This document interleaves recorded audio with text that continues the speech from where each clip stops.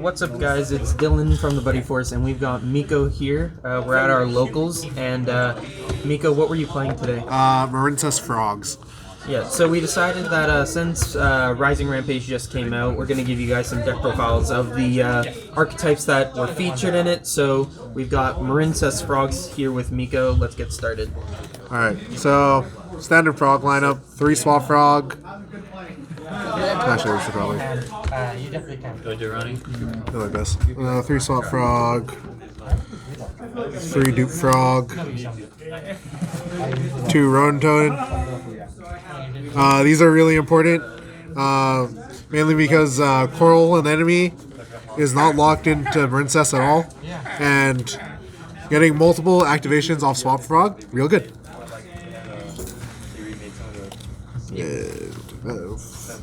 Only Marincess main deck monster. That's worth running. There is Sea Star, but we're not doing that. Seahorse. We're not playing Sidehand Mining because we're playing a trap deck.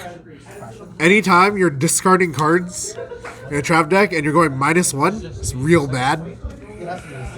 And like just getting to like the Marincess links by themselves is not a good enough investment to do Sidehand Mining in this deck. This is really good. 1 card link 3. For the hand traps, 3 Ash Blossom and 2 Ghost Ogres. Ash is just Ash. It hits the most things in the format. And then Ghost Ogre is just there for the combo decks.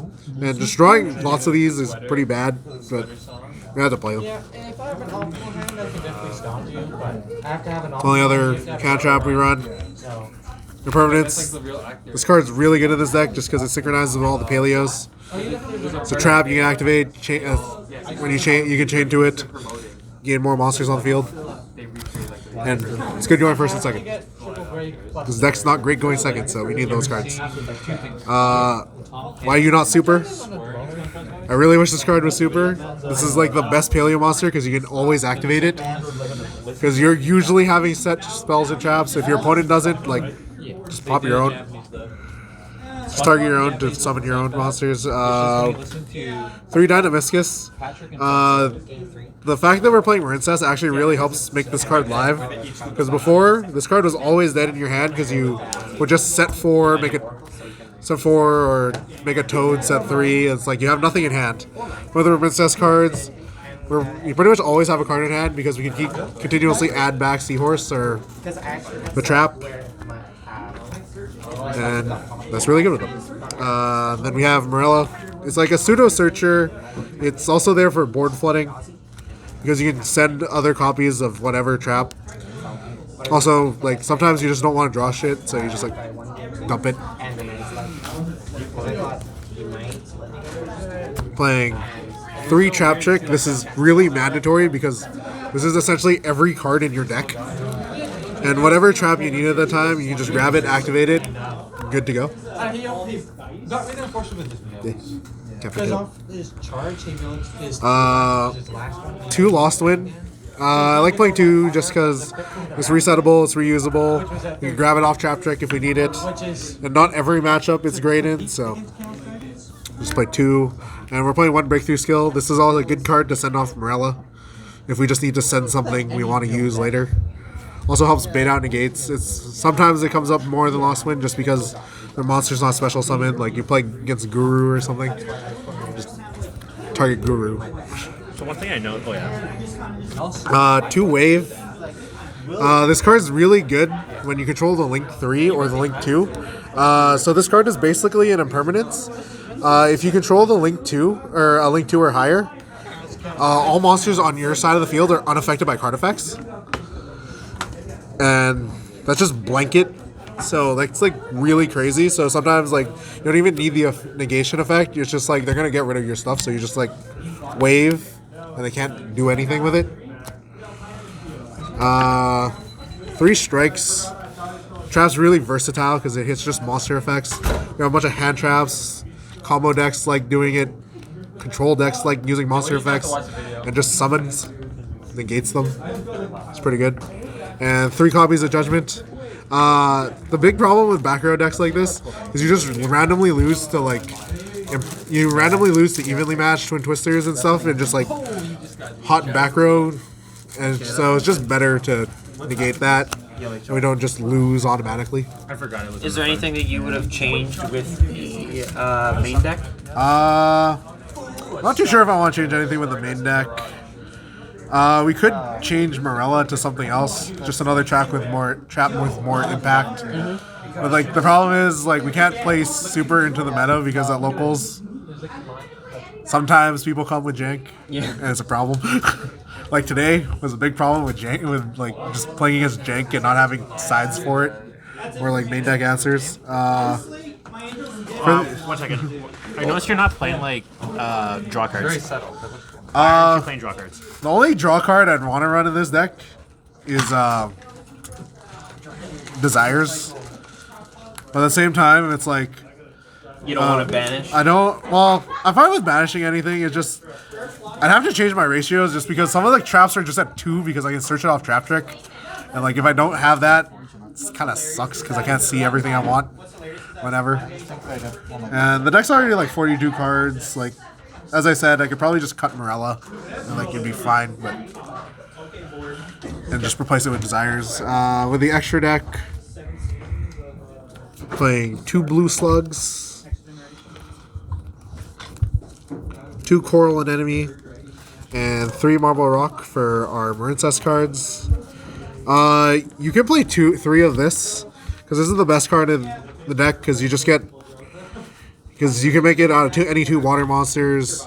If you open swap plus a water, you can make this board with totally awesome. And that's really good. And you get multiple activations off Swamp Frog, so you can because she can target any water monster with less than 1500 or more, 1500 attack, and that's really good.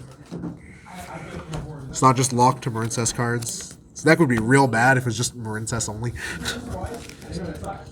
And this card is just there for a combo, and this card is just there because it keeps recycling your resources. So anytime you're in a grind game, Marbled Rock is really good because you're just continuously going to add the trap or Seahorse back, and that also makes like things like Dynamiscus live, and that's like a much better Paleozoic trap.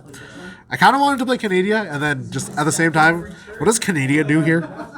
It flips cards, and that's useless going second most of the time. And going first, we have all our back row anyway. 2 Mistar Boy. It's another water. We get locked into waters a lot because we activate like Blue Slug effect or Coral and Enemy effect, and just something we can go into. Also can help push for game. These 2 cards are entirely optional, Moral Sword and Crusadia Avermax. I was thinking of making just this Moral Load, but like we kind of just want to kill people after turn 2. Because after our first turn of us like setting 5 or doing our like plays, and then if we have frogs in grave, we can just usually make Moral Sword and just kill them. And grind games in Yu-Gi-Oh! Tend to be pretty bad. 3 copies are totally awesome. It's pretty much your standard frog play is just make Toad, negate things. You have floating effects. Everything in this deck essentially adds back because Coral adds back, Blue Slug adds back, Marble Rock adds back, and Mistar Boy adds back. So essentially we're just always have resources to work with. Also we banish everything with Rodent Toad. And then our other last two cards in our extra deck, Paleozoic Opabania and Anacolis. These 2 are really just alright. There's not really a reason to go into them a lot. Sometimes you need Anacolis to just pop things. And sometimes you'll like make this, activate a bunch of Paleos and go in, but like it doesn't come up too often. First side deck.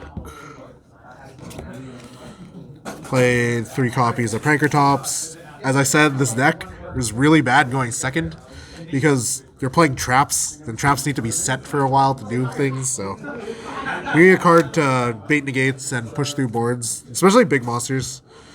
Our standard play, we can only get up to like 25, so like the 26 can matter. Droll and Lock is really good against combo decks. There's only one person at our locals who plays Danger Thunder though, so and this is good when it comes in there. It's also really good because lots of people play heroes. Then we're playing more traps. White Howling. This card is actually insane. If your opponent has a spell in their graveyard, you can banish it, and for the rest of their turn, all spells on the field are negated. So this is essentially just an Imperial Order for a turn, and it's locked into waters.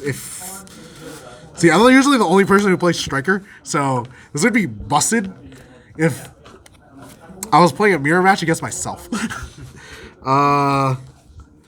3 copies of Evenly Match, because once again, we're bad going second. Playing into other back row can sometimes be real annoying.